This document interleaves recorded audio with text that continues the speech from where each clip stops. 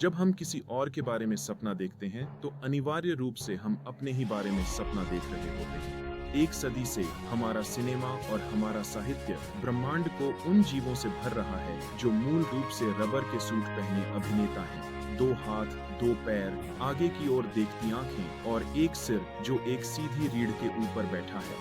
ये जीव विज्ञान नहीं है, यही आत्ममुग्धता है। ये कल्पना की असफलता है जो हमारे अपने विकासवादी अकेलेपन से जन्मी है। हम मान लेते हैं कि मानव रूप जटिलता की अनिवार्य पराकाष्ठा है, लेकिन ब्रह्मांड को हमारी सम्मति से कोई फर्क नहीं पड़ता। उसे हमारी रीढ़ से भी कोई मतलब नहीं है। यहाँ तक कि यहाँ हमारे अपने फीके नीले बिंदु पर भी प्रकृति ने ऐसे रूपों के साथ प्रयोग किया है जो हमारी सहज समझ को चुनौती देते हैं। अगर एक स्लाइम मोल्ड बिना दिमाग के भूल भुलैया हल कर सकता है और एक टार्डिग्रेड अंतरिक्ष के निर्वात में जीवित रह सकता है, तो हम क्यों जोर देते हैं कि तारों से आने वाला कोई मेहमान हमारे पड़ोसी के थोड़े विकृत संस्करण जैसा ही दिखे।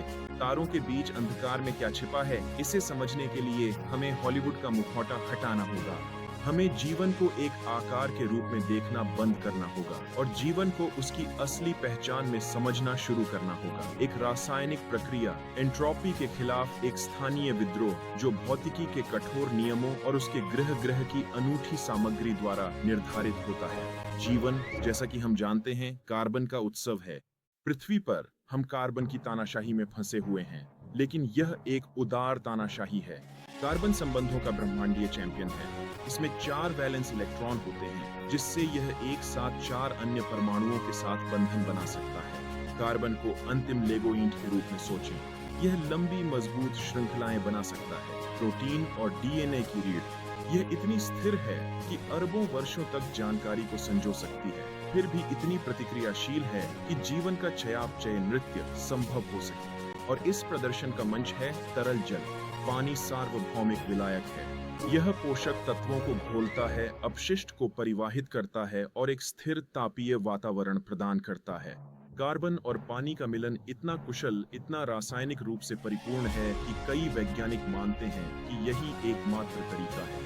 लेकिन कुशल होने का अर्थ यह नहीं है कि यह अनन्य है। कार्बन प्रचुर मात्रा में है, हाँ, लेकिन ब्रह्मांड विशाल है और अन्य दुनियाओं की परिस्थितियां पृथ्वी की नाजुक रसायन शास्त्र के लिए शत्रुतापूर्ण है। सुपर अर्थ ग्रहों की भट्टियों में या आवारा ग्रहों की जमी हुई बंजर भूमि में कार्बन की श्रृंखलाएं टूट जाएंगी और पानी या तो चट्टान जितना कठोर होगा या भाप जितना क्षणिक। दूसरों को खोजने के लिए हमें ऐसी रसायन शास्त्र की तलाश करनी होगी जो वहाँ जीवित रह सके जहाँ हम नष्ट हो जाएं। यहाँ प्रवेश करता है सिलिकॉन, विज्ञान कथा का पसंदीदा पात्र।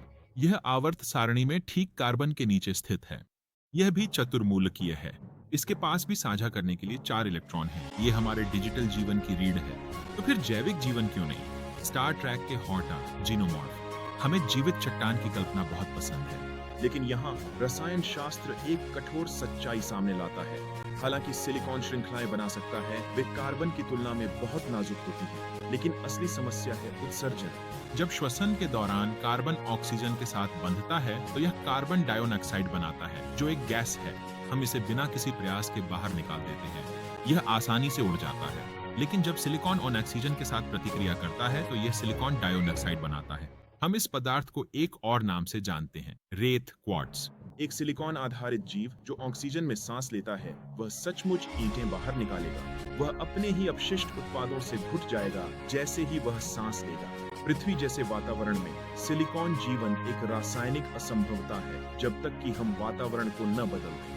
भीषण गर्मी की दुनिया में शायद किसी सुपर अर्थ के भीतर गहराई में सिलिकॉन रसायन शास्त्र बदल जाता है।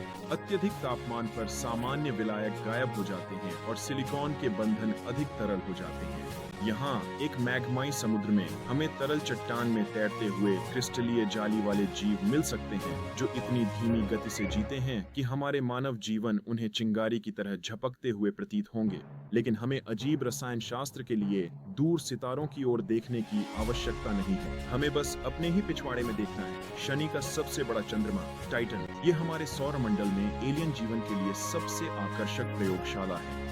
यहाँ की सतह का तापमान -179 डिग्री सेल्सियस है। यहाँ पानी एक चट्टान है जो भूगर्भीय रूप से ग्रेनाइट जितना ही निष्क्रिय है, लेकिन टाइटन गीला है। यहाँ बारिश, नदियाँ और समुद्र है, लेकिन वे तरल मीथेन और एथेन यानी तरल प्राकृतिक गैस से बने हैं। इन हाइड्रोकार्बन समुद्रों में पृथ्वी के लिपिड्स, वे वसा जो हमारी कोशिका झिल्लियों का निर्माण करते हैं, तुरंत घुल जाएंगे। इसके बजाय यहाँ जीवन एक्रिलोनाइट्राइल से झिल्लियां बना सकता है, जिनसे वे संरचनाएं बनती हैं जिन्हें वैज्ञानिक एक्सोसोज कहते हैं। ये जीव ऑक्सीजन नहीं लेंगे, वे हाइड्रोजन लेंगे और एसिटिलीन खाएंगे और मीथेन छोड़ेंगे।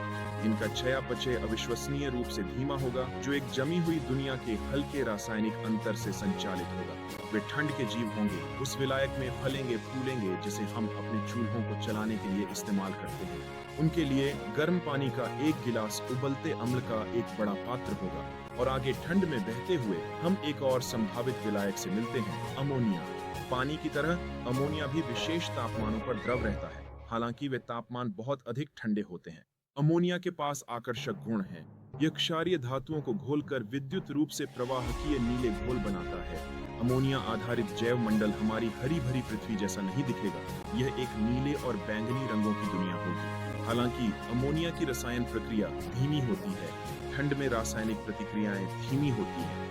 ऐसी दुनिया में विकास पृथ्वी की तुलना में 10 गुना अधिक समय ले सकता है। एक बुद्धिमान अमोनिया आधारित प्राणी के साथ बातचीत करने में, केवल अभिवादन का आदान प्रदान करने में ही वर्षों लग सकते हैं। वे ब्रह्मांड के धैर्यवान दर्शक होंगे, एक धीमी गति वाली वास्तविकता में जीते हुए।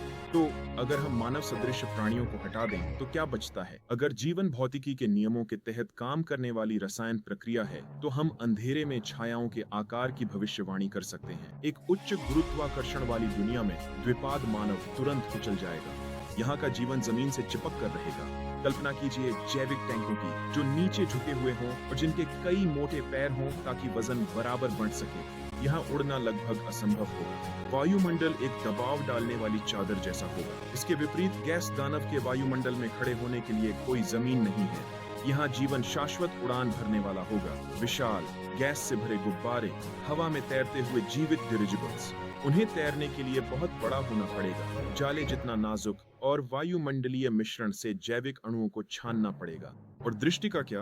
एक मंद लाल बौने तारे की परिक्रमा करने वाली दुनिया में दृश्य प्रकाश बहुत कम होता है। आंखें बहुत बड़ी होंगी, चेहरे पर छाई हुई हर भटके हुए फोटोन को पकड़ने के लिए विकसित, या शायद वे प्रकाश को देख ही न पाते। हो सकता है वे पूरी तरह से थर्मल इमेजिंग के माध्यम से दुनिया को महसूस करें, शिकार की गर्मी की छवि को शून्य की ठंडी पृष्ठभूमि के खिलाफ देखें। हम ऐसी आंखें खोजते हैं जो हमारी जैसी दिखती हों। हम ऐसी आवाजें सुनने की कोशिश करते हैं जो हमारी आवृत्तियों में बोलती हों। लेकिन ब्रह्मांड पर यह कोई जरूरी नहीं कि वह हमारे लिए समझने योग्य हो। संभवतः जो पहला जीवन हम पाएंगे वह व्हाइट हाउस के लॉन पर उतरने वाला कोई स्टारशिप कप्तान नहीं होगा। वह किसी चट्टान पर एक बैंगनी दाग, किसी दूरस्थ चंद्रमा के वायुमंडल में एक अजीब स्पेक्ट्रल रेखा, या जमी हुई समुद्र की बर्फ के नीचे चलती हुई एक परछाई होगी।